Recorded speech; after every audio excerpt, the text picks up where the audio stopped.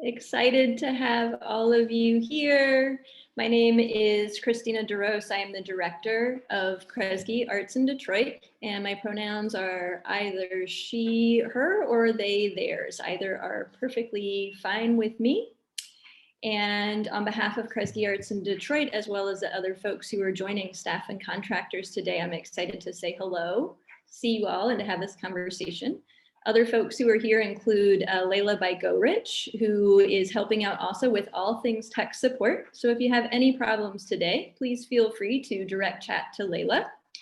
Also helping out is Andrea Ulipoti, who is here as well. And I want to just say thanks to the two of them for this series happening, in addition to the artists, because without that behind the scenes making it happen, the magic would not be here today. So the session is being recorded, and it's the kickoff of a series of artist salons that are happening all throughout April, which are focused on the 2020 Kresge Artist Fellows, of whom two are with us here today.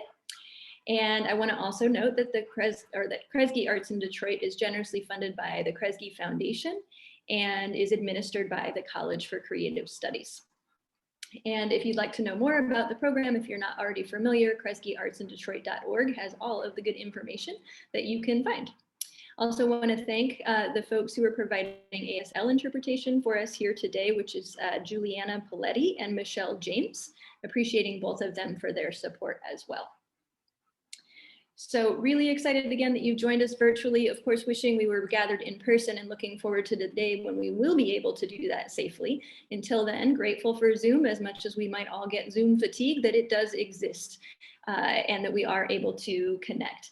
And today, of course, to learn about folks' practices, current work, and to play an active role in sustaining and advancing the arts and culture community of Detroit. So really, we do look at this series and the things that Kresge Arts in Detroit is so fortunate to be able to do as an opportunity to connect folks one to another. So that is including, of course, all of you that are here today as well. We together are what allows the Detroit arts and culture community to be as strong as it is, and to learn from artists, including the two we're going to hear from today, learning also where do they want to go next, and look and say, so how do we help make that happen?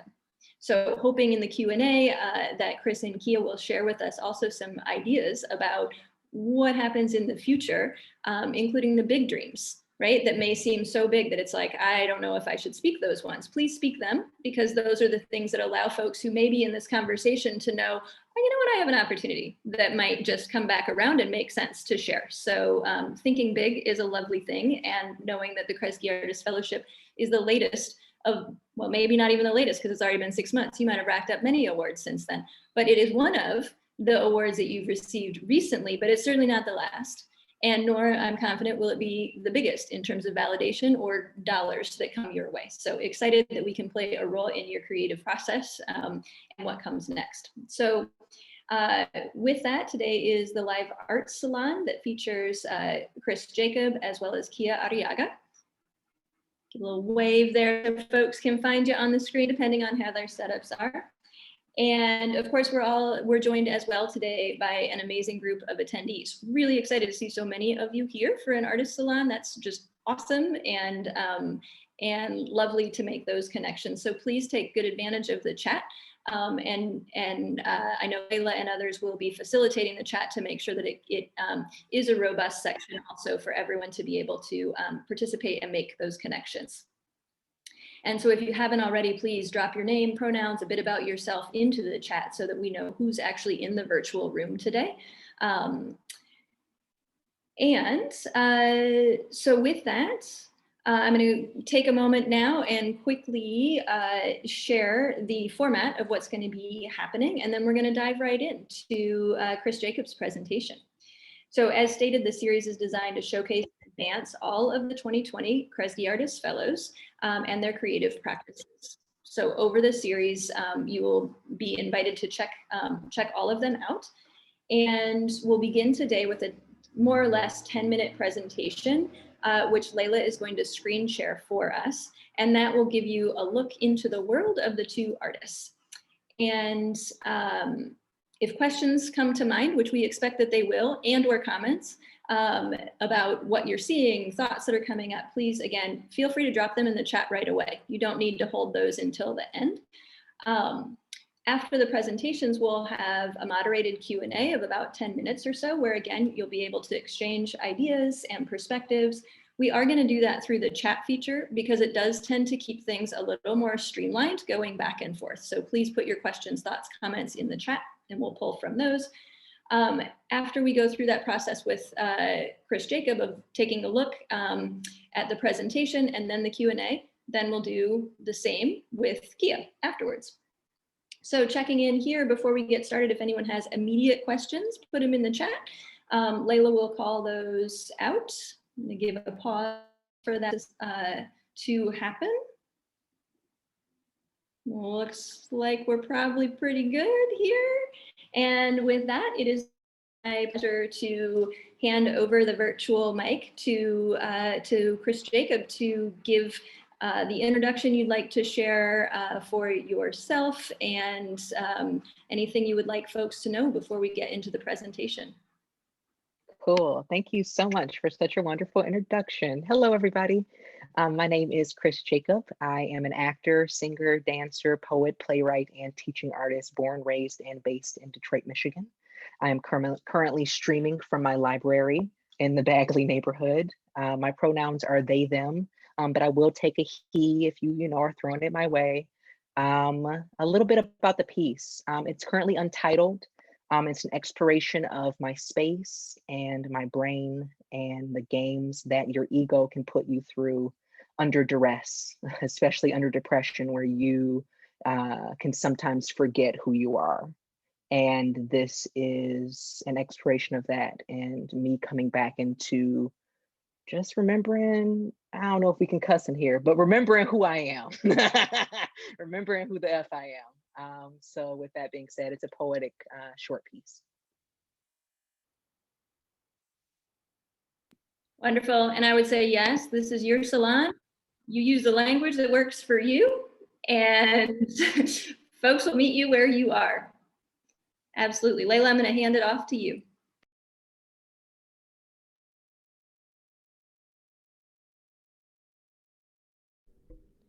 My name is Chris Jakob, and I am a queer and biracial actor, singer, dancer, poet, playwright, and teaching artist, creating, born, raised, and based in Detroit, Michigan. This is my space, the place I would call my studio when I'm not performing in beautifully dark, full theatrical spaces. And this is something inspired by the moment that I'm working on. I dwell until I catch my freedom. I dwell until I catch my freedom. I dwell until I catch my freedom. I dwell. I move when I feel my freedom. I move when I feel my freedom. I move when I feel my freedom. I move. I scream until I am free. I scream until I am free. I scream until I am free. My world is made up of magic and mirage.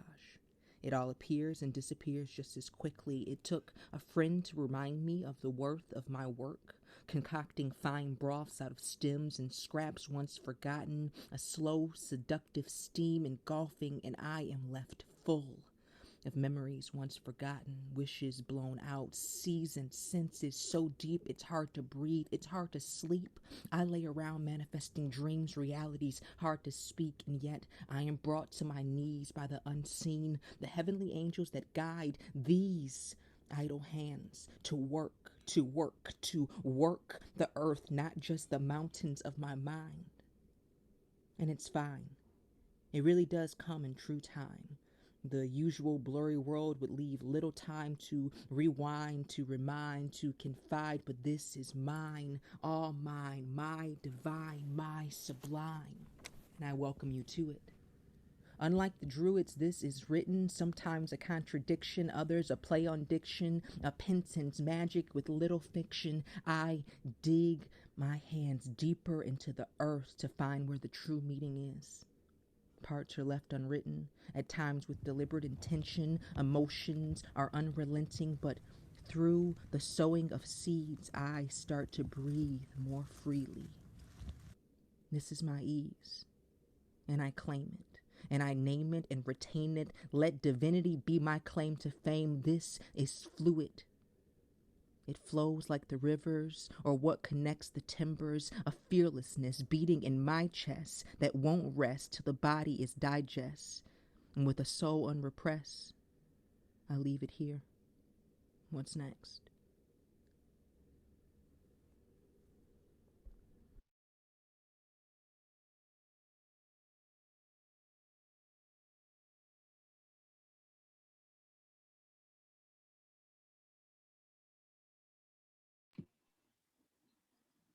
Oh, it feels really meta to be sitting in the same room that I'm doing it in. It's really weird.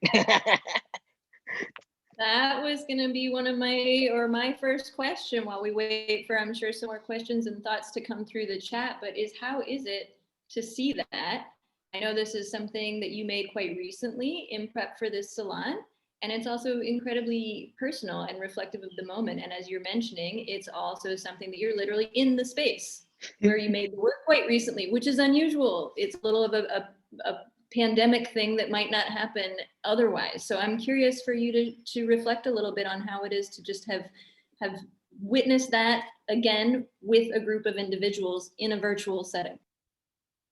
Yeah, it feels really good. I think my background is in theater. I usually am cramming people into dark spaces, and we have a wonderful time.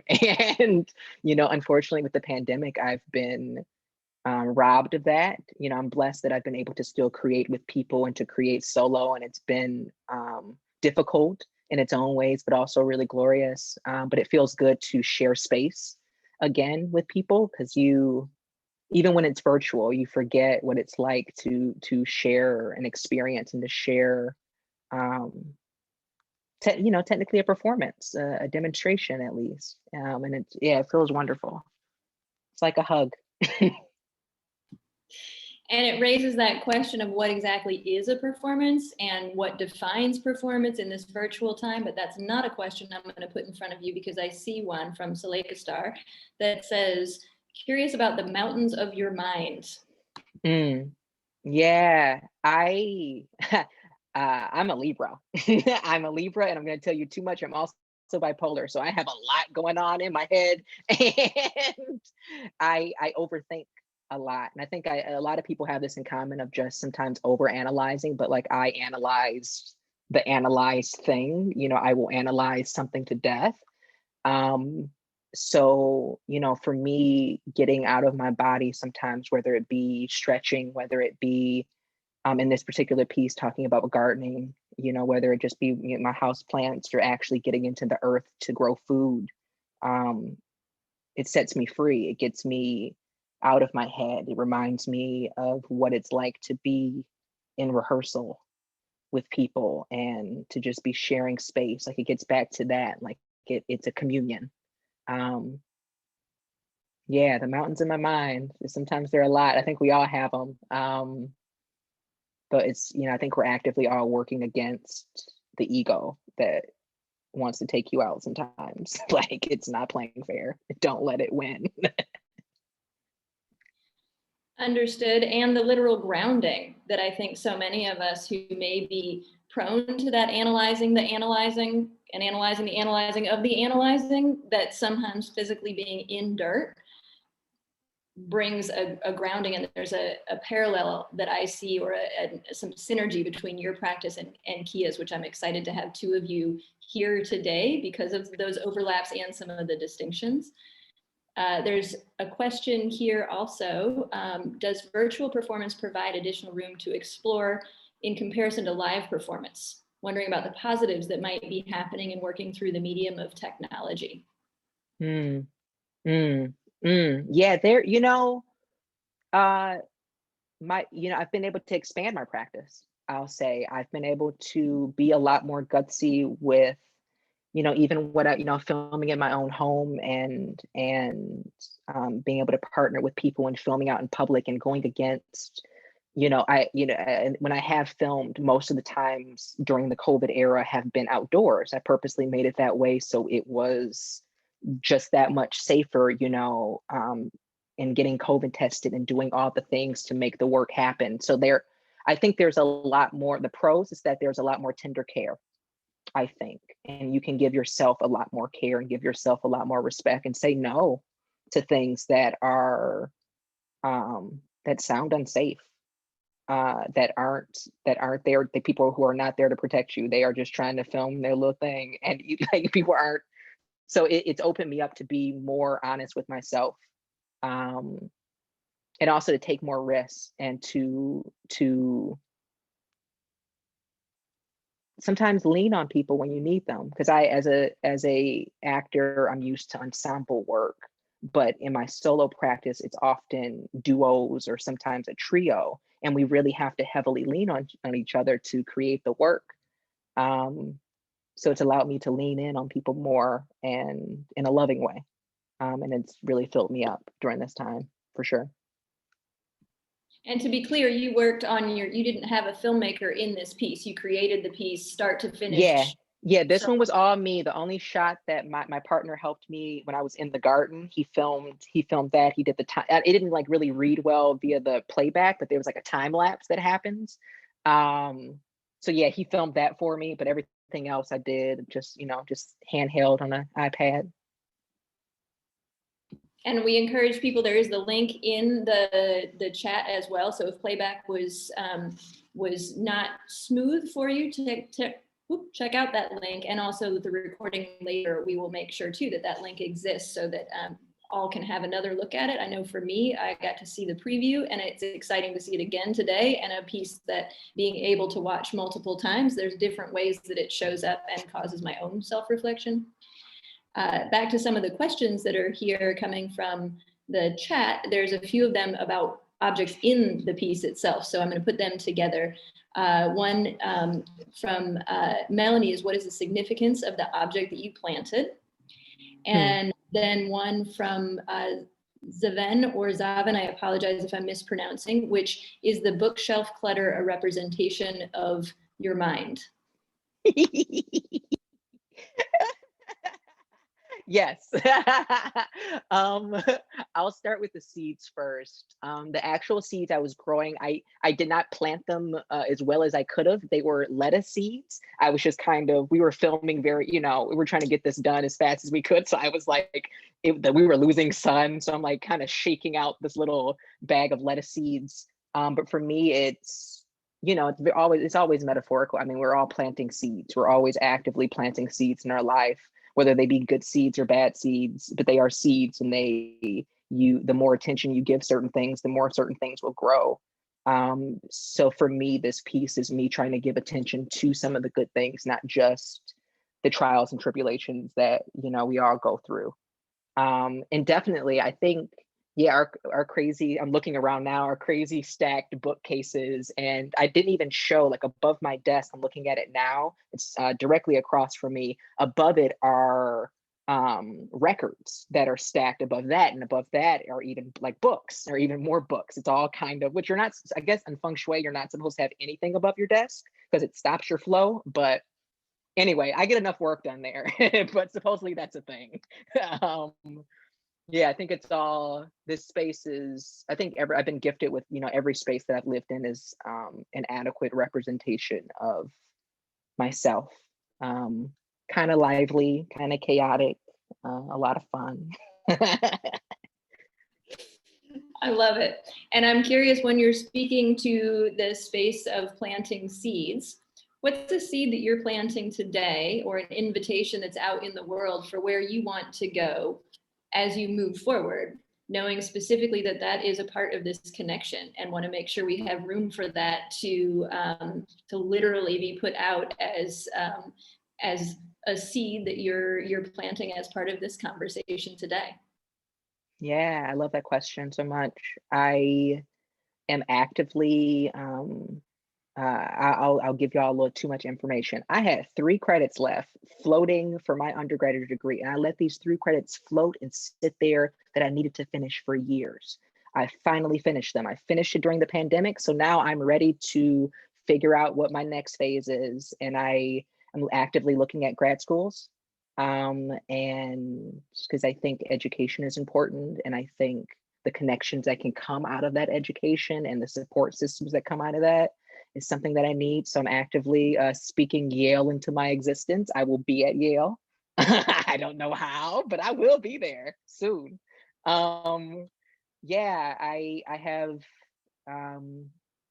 have dreams of starting my own theater at some point, possibly. I have dreams of, yeah, I really want to, in that, when I talk about like creating a theater, I specifically want to do that in Detroit. I definitely want to add more to the arts community here in any way that I can. I've thought about an art incubator space, like a co-op space where the artists can come together and create work and generate work separately and together. I want to be on Broadway.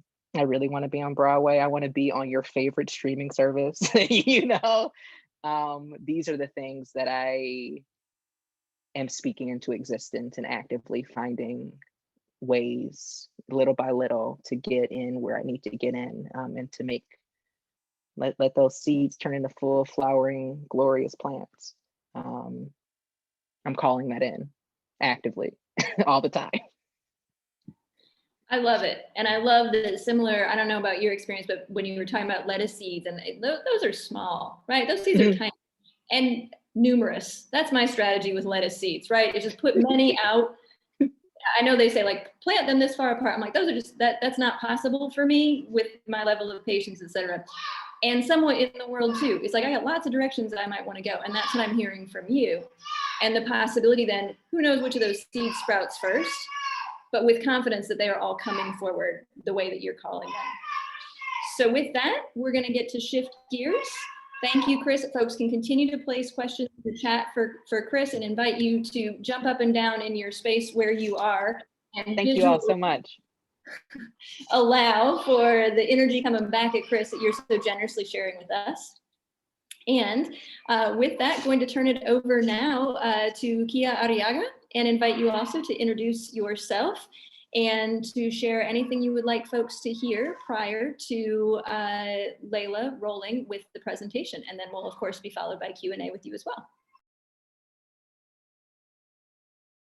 I think you are on mute. One quick sec just to check on that. Yes, there you go. I got it. Thank you so much for being here. I am very excited of being part of this artist salon.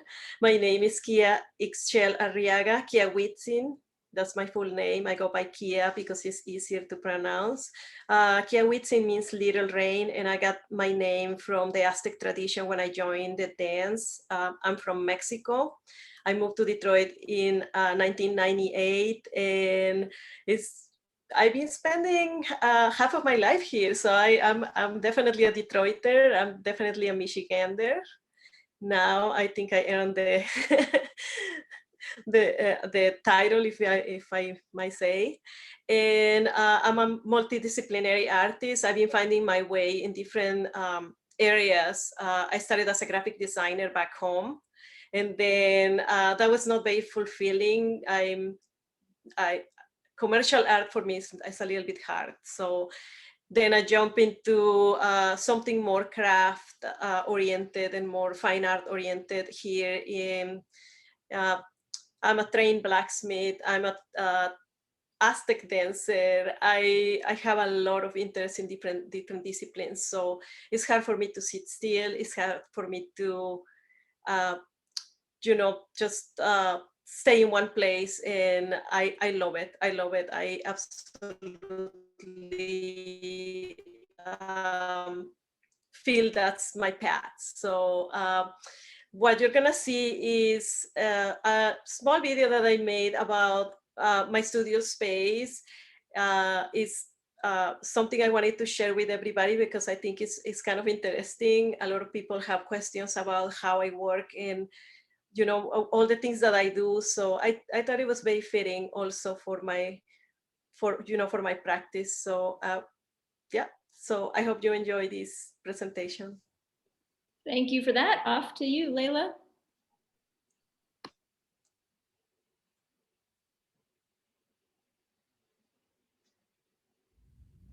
Hi everybody, my name is Kia Arriaga and I'm an Aztec dancer and a fine artist.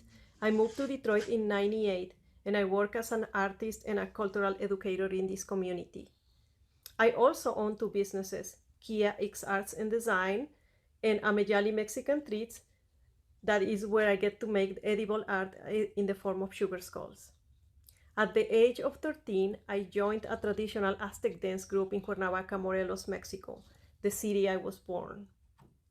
The dance group is called Calpulit Huicayotl, where I learn warrior dance, but I also learn traditional codex painting, regalia making, healing, and altar building as part of ceremonies. I went to school in Mexico and I have a bachelor's degree in graphic design and illustration.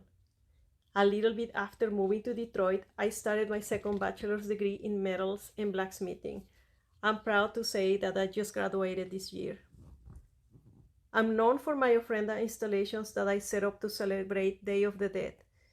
Day of the Dead is a Mexican holiday in November and is also called Dia de Muertos. This is a holiday where we get to celebrate our loved ones that passed away. I have set up these ofrendas in different venues like the DIA, the Historical Museum, and the MOCAD.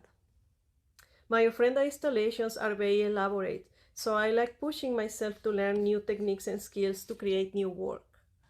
5 years ago, I started incorporating my Aztec dance skills and cultural knowledge into my ofrenda installations to create a better understanding of the native cultures of Mexico.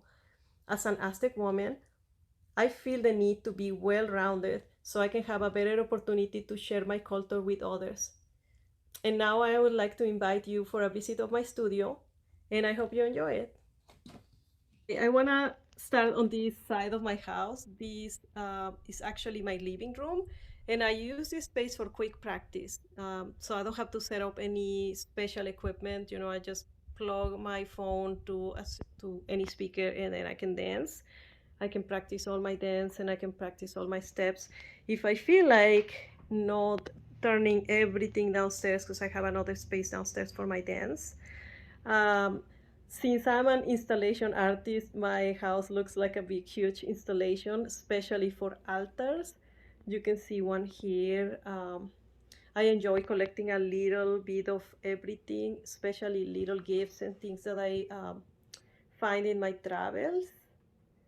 And also things that I use for my own work in the museums or for my installations in general. So this other side, I used to work here. I used to have a little other studio here, but my family started getting irritated about the mess with the art. So now obviously it's my kitchen table, and I try to keep it free of art, but not really, because I have another altar on the back. And again, this happened organically. I don't plan them, they just happen. I start setting up things that I find interesting, and it just becomes a little altar. So, and this is a kitchen, but I also have another space here. So I work all over the place, and this is supposed to be the place where I have breakfast sometimes, but right now is a little studio. I set it up here because I'm making little pieces of Mexican inspired art, and this is with my Kia X Arts and Design business. So I've been making these little paintings because I've been missing painting a lot, and I'm also working a little bit with wire, making little baskets for plants that I love. So it's just tiny art that makes me happy. So I like making that. And well, you see another altar. I have another altar here, and that is my first floor. So I have another space downstairs that I would like you to see. And well, I guess let's go downstairs. So this is the other area that I have set up for me to dance. And this is where I practice all my steps and communicate with my people. Right now, during the pandemic, it's been a little bit of a challenge because there's no practice, live practice. So sometimes I gotta join different groups and different people, like to actually share the dance and share some ceremonies. It's been really, really hard, but there's pre-recorded videos like this one. and that, you know, I can use to just keep with the steps. I'm very fortunate that there's a lot of different Calpulis or Aztec dance groups all over the place, and they're recording their sessions and they're recording these ceremonies. This seems to be a ceremony. So I get to do a little bit of long distance practice. And I'm also setting a little bit of Zoom call and a little bit of like exchange with my people, so they can record some tutorials for me, so I can start teaching here in Detroit, hopefully soon. So yeah, it's a very nice area. My partner in crime actually set up the video and the Wi-Fi and all the speakers.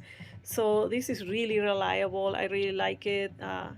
Larry, thank you so much. You're awesome, and you know that. So shout out to my partner because he's so helpful. And the other side is I have my bike. I love working on my bike.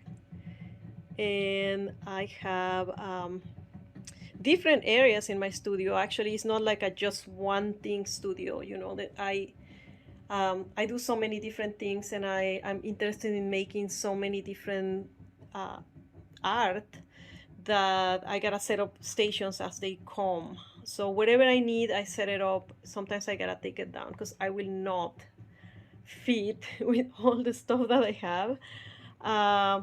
Here I've been working a little bit of metal smithing and very basic things. I'm not soldering or anything like that. But I'm pretty soon I'm gonna set up an electroforming station. This is waiting for that as soon as I have time. I just came back from Phoenix from filming my dance for Kresge actually. And I have my forge. I have a blacksmith's forge and my anvil outside.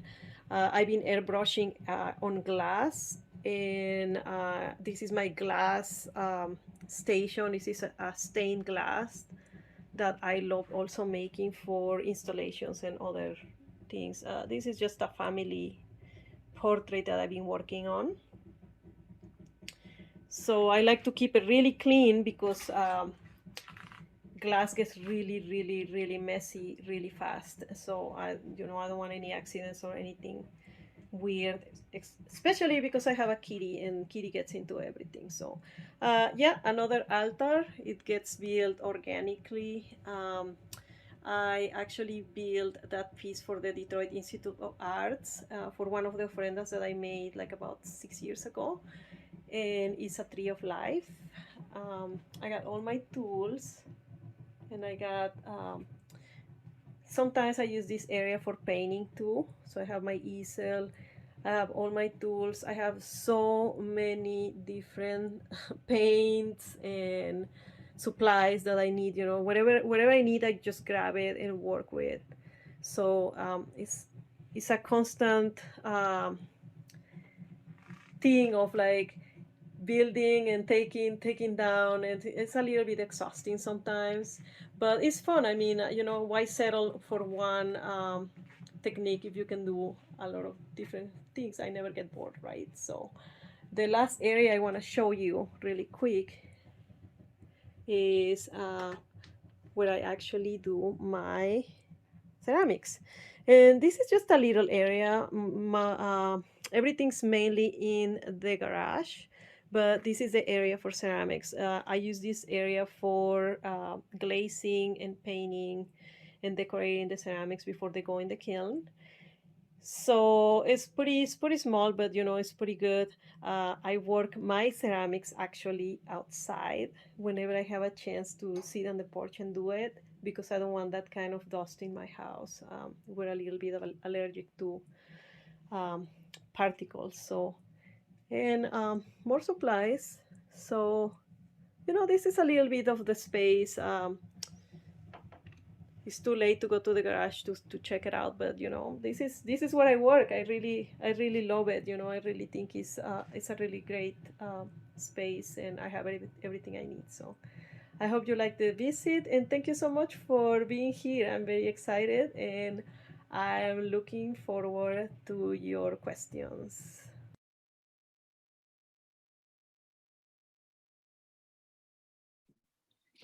Gonna invite the silent Zoom cheer as well once again.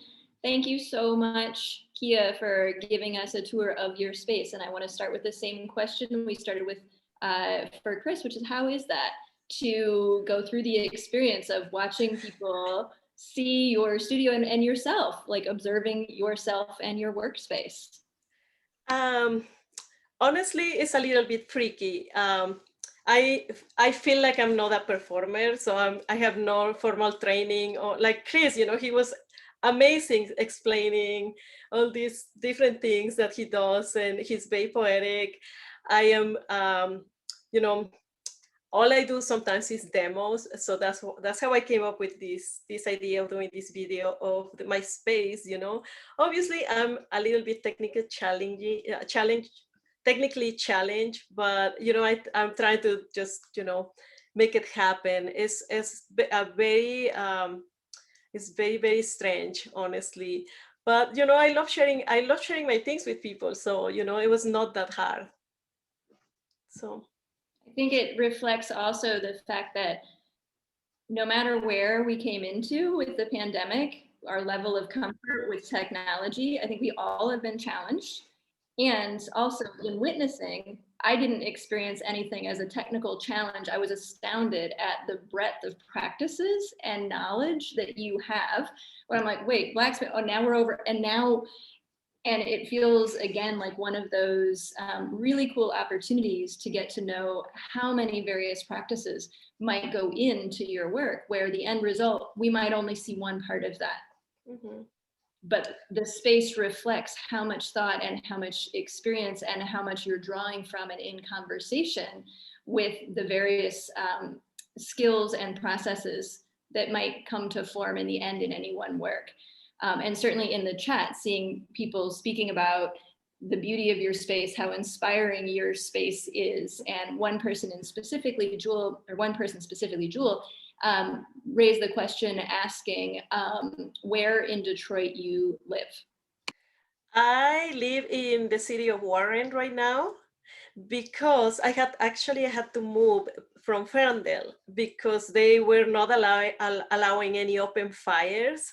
So I couldn't operate my forge, and that was giving me a really big problem because you know they were taking part of this chance of me to make things, you know. So the forge is not set up now, but I am so happy and looking forward to set it up this spring. I mean, I'm just waiting until it stops raining a little bit so I can just go full on, because it will be so amazing to go back to it. So that is one of the main reasons I moved. You know, it's hard to find a space that is embracing to this kind of practice, you know, especially the blacksmithing, because fire, right? So but you know, Warren seems to be friendly, and I have a big yard, and I'm lucky. So yeah, that's how that happened. And Evan wants to know, what are the things that you make in the forge? And also, if you wouldn't mind explaining for anyone who's not familiar, who may be watching this, what exactly is a forge? Oh yes, a forge is basically your fire where you heat up your metal. You can heat up metal or iron or any other kind of metal, but this forge is specifically for iron because it's very high temperature. So I have a crank forge that is, you know, you just crank it out with a little blower, and it's very old school. Like my grandfather was a blacksmith. So I got to learn, and I got to see that since I was like, I don't know, 3 years old, right? So it brings really good memories. So the kind of things that I do, actually, I do very small work, very delicate, very small work. I love making spoons, don't ask me. It's something they're challenging, they're fun. I would love to start making knives, and I actually mainly been doing jewelry, little pieces of jewelry, and low rider parts, like, you know, bike and things like that. So So that leads into the next question, which we have from the chat, which is where do you get your inspiration in terms of whether that might be from experience or culture? And that sort of can pair, I think, with the next question as well in terms of how you start a new art or new technique in terms of whether you get inspired to make something and then you learn how from practice, ceramics, metalwork, etc. Or is it the other way where you might be intrigued by the material and then in working with the material comes the inspiration, or is it a mix of both or depending? It's actually, it depends on the project. I usually like for projects that are very challenging because I love learning. That's one of my things, you know, I love learning. I love to challenge myself to, you know, oh, how can this happen? How can I make this? How can I actually produce this that it looks good, and then I go for it, you know. So it doesn't matter what and that's probably why I'm jumping through between like different processes and different practices, because I'm always curious, you know. I think it's the challenge of learning how and if I can put it together mainly. But I'm also getting curious about materials. You know, I got invited to a ceramic studio once, and I was very frustrated with blacksmithing one day. And somebody said, no, come and chill here for a little bit. It's going to be fine. And we, you know, this person gave me a lump of clay, and, you know, it started feeling awesome. You know, after like fighting iron for 2 hours and not getting anything done, it just felt like so amazing. So then I kept going, you know, it's like, what can I make with this? So I feel like I let life taking me to wherever it's gonna take me. I hardly plan, and that's why sometimes I look a little scattered, but I know it's all for good. I know I'm gonna get something good out of it. So it's exciting, you know. It's how I work. Yeah, I think also knowing, you know, that you mentioned that I think you said it was your grandfather who was a blacksmith. And I'm curious if you want to share a little bit more about where that was, if that was in a particular area in Mexico or elsewhere, and if that's influenced your work going forward, but also to just call out how much the connections that we may not know we're drawing back from, some of them we can see, but also the connections among artists. That's one of the things I love about the fellowship when it happens more, when people are able to gather in person. But I think slowly it happens in any format where folks influence one another or they see something, and that creates the strength of community across Detroit, where people are able to say, hey, how did you do that? Or just come hang out in my studio for a while. And then we might find ourselves pulled into a different practice, or taking a material and using it in our own practice, even though that's not the way the material was originally, you know, might be used traditionally, I should say. So any direction you want to go with that multifaceted question that I just handed you. So yes, about my grandfather, he was the one and only traditional blacksmith in Cuernavaca, Mexico, where I'm from. You know, I was born in Cuernavaca, Mexico, an hour of from Mexico City, down south. And you know, for me, this kind of thing was normal. You know, I was just get there sitting in this shop, looking at him, playing with everything. I mean, I think I was the favorite because I was the only girl in the family. So he let me get away with murder pretty much. So you know, I love playing in the water tank more than anything, and quenching the iron. I remember that so much. You know, he was very good. I was not allowed to take to actually play with the tools because you know, I was a girl. But he wanted so bad. He wanted to do that so bad, and I think most of my interest right now is about native culture, because I was also gifted with a native name. Like that name is actually on my birth certificate, and that was chosen by my grandfather and my father. So I felt like I was kind of like most of the family kids also have a native Aztec name. So I felt like they were kind of pushing me into that direction. And then when I joined the dance, that's when I realized who I was and where I was coming from and all that. I mean, I love the blacksmithing. It connects a little bit to that, but I think my main interest is native cultures and what we do, what we do, how can we express ourselves. I don't think there's a lot of knowledge about it. It's people always talk about it like this is in the past, and the Aztec disappeared and the Mayans went away, and it's always this like seeing all these things of stone that people visit every year, just because the Aztec ruins are cool.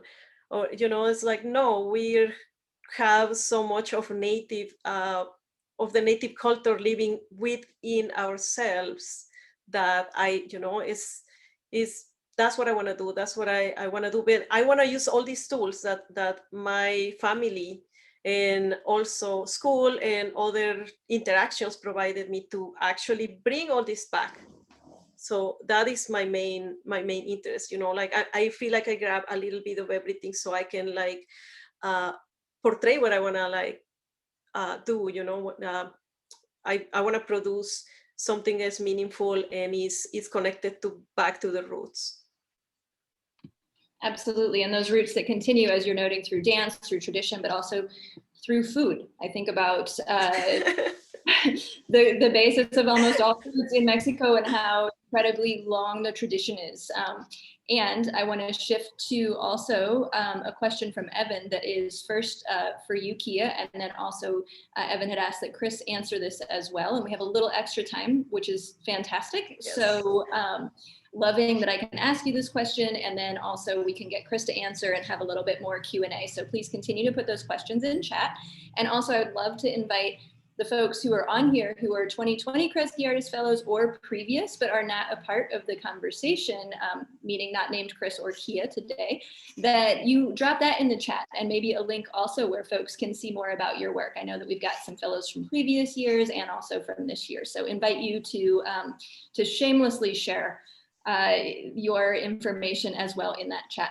So to the question, Kia, first for you, when the pandemic ends and theater, studios, performances, etc., are happening again with people coming out in real life, what would you like from local government in order to support artists, actors, and theaters in education in Detroit with art as a, quote, civic good?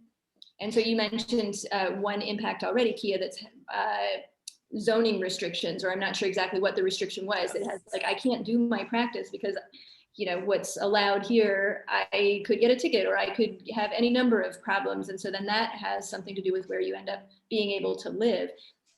On that or on anything else, what would be on your wish list for what happens after the pandemic, and that would most support you going where you want to go with your biggest dreams next? So I guess, yeah, zoning will be nice because, so we don't have to move and try to do our thing, somewhere else, or have to like actually spend money on a different space and get all these permits and all this craziness, I think is very limiting sometimes. And the other thing I would love, like this, as soon as this pandemic, and I think we need more like outdoor spaces. And I would love to be part of an outdoor space so I can bring people in and we can practice Aztec dancing, because that's where everything happens. Aztec dance is actually teach in the middle of a, like Hart Plaza or Clark Park, like we always grab a park because those were our original schools. When we were like, in native culture, these open spaces where people meet together, that's where everybody met and everybody like learn and share and, compare experiences and just socialize, I feel part of my it's not an issue. It's just like I have a lot of trouble sometimes, thinking about like a downtown with no plaza or no community space, like, I mean, you've been to Mexico. I'm not sure if you're back from Mexico, but you can walk to the plaza and you can eat, you can get food and you can see people, and then you can start meeting your neighbors, and I think that will be so amazing. I think this is missing. It's missing here in US big time. And I mean, we have a lot of spaces that work like that, especially in Mexican Town. I know we have Clark Park. It's a really nice space, and I see a lot of community events happening there. So, but it will be good if this will just grow out of that just little space, or downtown. So that's Absolutely. And the tradition in the plaza of having people sharing food, selling food, showing work, walking, being able to connect spontaneously in the evenings is certainly yeah, absolutely something that I can see benefiting in cities like Detroit and others, and benefiting folks from all different types of practices. I want to, and Evan's noting that Clark Park is in the process of having some development, as well as there's the pedestrian strip and the widening of the streets along Bagley, et cetera, that's happening to allow some of the plaza. And I've seen some potentially a fountain and some water parks and all kinds of things I've seen in some of the in some of the renditions. So Chris, I want to hand the same question to you, and the refresh being, when the pandemic ends, and that is importantly in quotes, and theaters, studios, performances, et cetera, are happening again with people coming out, seeing one another face to face in real time, what would you like to see from local government to support artists, actors, theaters, or in education, et cetera, and what with art as a civic good being the frame? Yeah, as Kia was saying, I think Kia really hit it on the head. One thing that really can be and will be a saving grace, not only for Michigan as a state, I think Detroit as a city, we need more community spaces. We need more spaces where people can get together and not spend a buck. You shouldn't have to spend a dime to be able to share space with people and come together and for it to be a joyous event. And it shouldn't be something foreign. It shouldn't be foreign at all. This should be something that we're used to, of coming together into these spaces. And yeah, I want the city specifically to find more ways to make the city more walkable. I think that we have to increase mass transit. I know this is a little bit of a different, it's not directly connected with art, but the way that the city is connected and disconnected is often by transit. We need ways that people to see a bus being cool, because it is to be able to get from point A to point B with some change, like, that's magical, and it shouldn't be something that's frowned upon. On a more national thing, I believe that we need federal funding for the arts, raining down. We need the money. The arts are underfunded, and it's cut every year in schools, and it's severely underfunded and undervalued, and really, but we love, we love a Marvel movie though, but you don't care about your local theater or your local makers of art. You don't support, you want to support Beyonce, and Beyonce, we should support her. Hello, go give her money, but there's other people who need it too. And that should be coming directly from the heads of state, to be able to help us do what we need to do. Broadway was partly made off the back of federal money. We can have that in other cities if the money was actually there for us to be able to do something. Yeah, more community spaces. We want it, we need it, we demand it. Absolutely. I love that. And I want to do a last call for final questions. If anyone has one, to drop them in the chat. I also want to invite both Chris and Kia to share your contact information, or where you're most comfortable, for people to follow up with you when they've got those invitations, to say, hey, Chris, we got a spot for you at Yale. Hey, Chris, we got a spot for you on Broadway. Hey, Kia, we've got an opportunity for you that is to share your knowledge and to share the way that you want to design that plaza in Clark Park, or wherever else it might come forward, so that folks know how to reach out to you in the way that's most comfortable. So please drop those in the chat. And I've got a question here from Saleka Star, who is asking Kia, how do you feel about people who are not of Aztec heritage learning the traditional dance practice? I think it will not be a problem as long as they don't take it and go and make money out of it, because that's just not cool with any culture. That's what I feel. Like you cannot learn African dance and then go and teach it, and it's very disingenuous. So my Kalpuli in particular, they love teaching everybody. We have a lot of like people from actually US. We had taught people from Brazil, Fiji, UK, you name it, like, so we're very embracing. We push for but the thing is, like, you gotta come open, come in open to learn, experience, and use that for your own, for your own growth. Like you need to come with that disposition, and then, but it shows, people that are very disingenuous usually don't stay, because it's kind of a hard practice. It's not just, we are not performers. We are not, and that is why maybe I'm having a little bit of trouble when they call me a performer, because we don't do this to show off.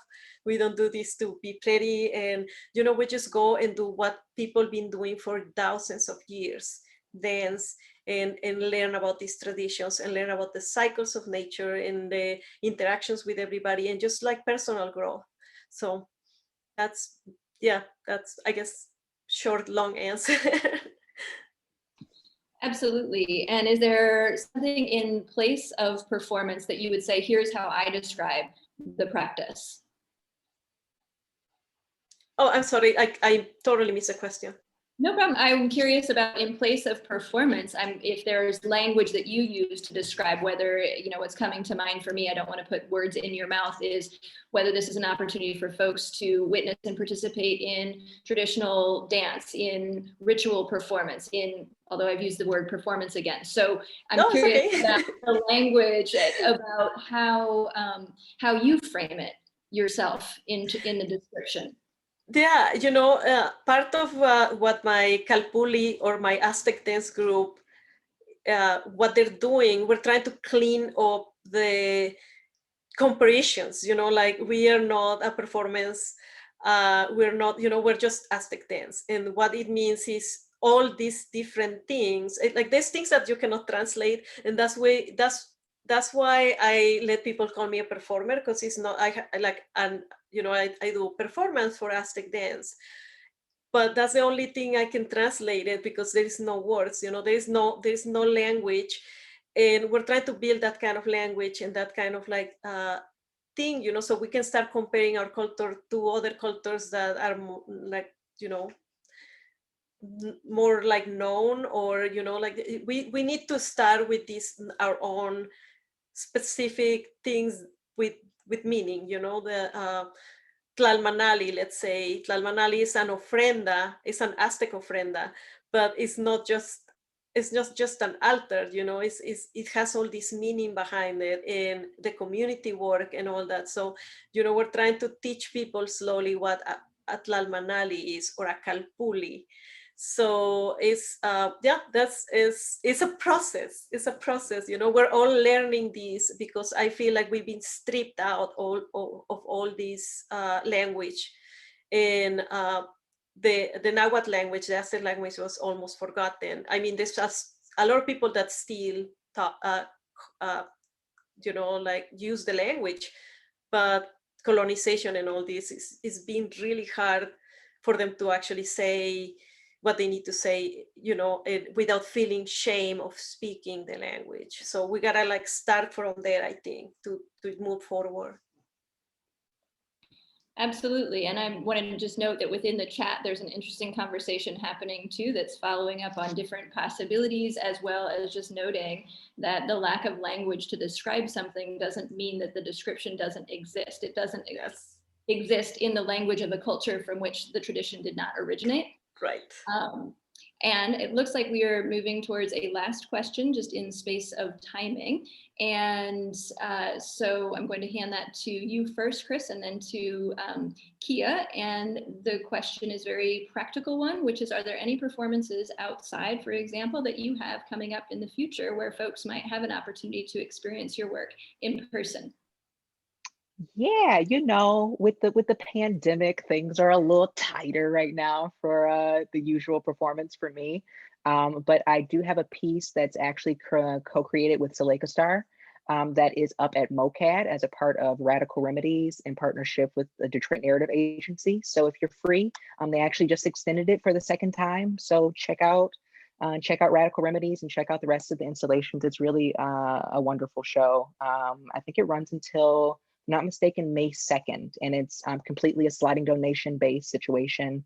And it's, COVID safe, masked up. It's a great, thing if you're just trying to get out. And then I recommend running over to Street Beat and getting you a fake chicken sandwich. It's a blast. Love it. And there is a link in the chat for folks to get more information. Kia, same question to you. Are there opportunities for folks to experience your practice in person anytime in the near future? Not for now. I just came back from Arizona, like filming this mini documentary that you guys are providing, like lovely providing for us, is so exciting. No, I don't have any performances. Most of my performances are associated with Day of the Dead in October and November. So, but I'm open to any invitations, because that's always like, that will be always welcome, so it's very slow with the pandemic.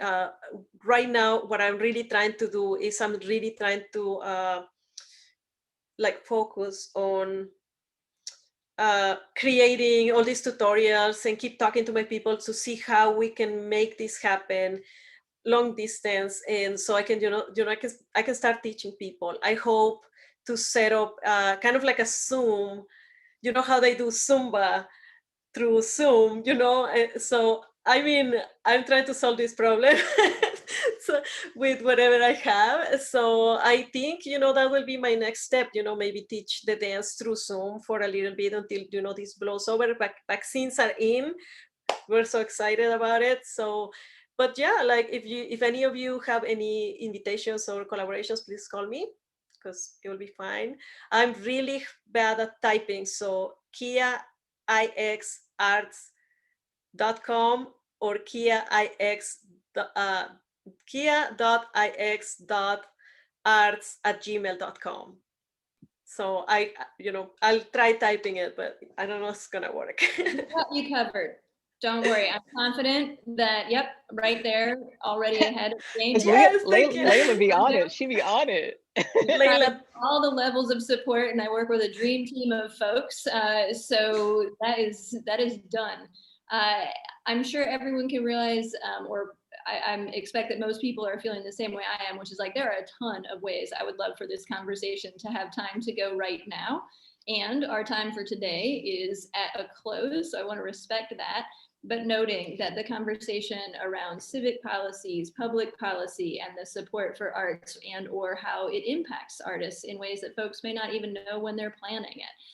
But the ways that it does make a difference in terms of where we're able to make our work or how we're able to make our work, as well as the times we're able to make our work, et cetera, as well as thinking about language. I mean, just a lot of different possibilities and directions, as well as studio space. What does it look like in an artist studio? I'm so grateful to both of you for inviting us into literally the behind the scenes space that in a non-pandemic time, we probably wouldn't be able to visit, certainly with a number of individuals. So while this isn't the time that, or the reason that I want us to be visiting your space virtually, I'm very glad that there is an opportunity to do it at all. And we'll be looking to say, well, how after the pandemic will we be able to keep some of the learnings or the possibilities that have been brought forward in this time to add them to the world that's coming when we are able to gather again in person, so that we don't lose some of the opportunities that are new here. And there's just a zillion other ways I could imagine this going, but I want to thank both of you for being so open and generous with your practices and with your sharing. Thanks to all of the folks who joined today. Please check out KresgeArtsInDetroit.org. There's a fellows page, as well as a Gilda Award page and eminent artists, where you can learn about all of the artists who've received awards to date. please follow Kresge Arts in Detroit as well on social media so we can tell you when those awesome films are going to screen that Kia mentioned. And there's a fabulous one about Chris and all the fellows that are coming up. More information to follow as we have it all set up. And hoping that this format, such that it is, allows for deeper connection. So please do use those opportunities to reach out to artists who you may not already know, or those who you do know, but to find a new way to connect and keep in this moment those strengths and networks that we have in Detroit that they continue building. There will be more installments. This is the first. So there's a link coming in the chat, I'm sure, if it's not already there, where you can mark your calendar for the upcoming conversations, and we hope you will join us again. The next salon is going to feature fellows that are working in film and playwriting, which include Andrew Morton, Brandon Wally, and Paige Wood. All 2020 fellows are the focus of the series that's happening this month. And you can register for this salon that I just mentioned. That one will be happening next Wednesday at 4 p.m. And so again, there's a link right there, I see. And on behalf of Kresge Arts in Detroit, thanks again for all of your participation, appreciating each of you. And I invite you to give the virtual round of applause, because even though it won't be the loudness, I know that people can see it visually. And we appreciate you so much. Till next time. Thank you all. Thank you. Thank you all so much. Bye. Thank you, Chris. Thank you, Kia. You're awesome.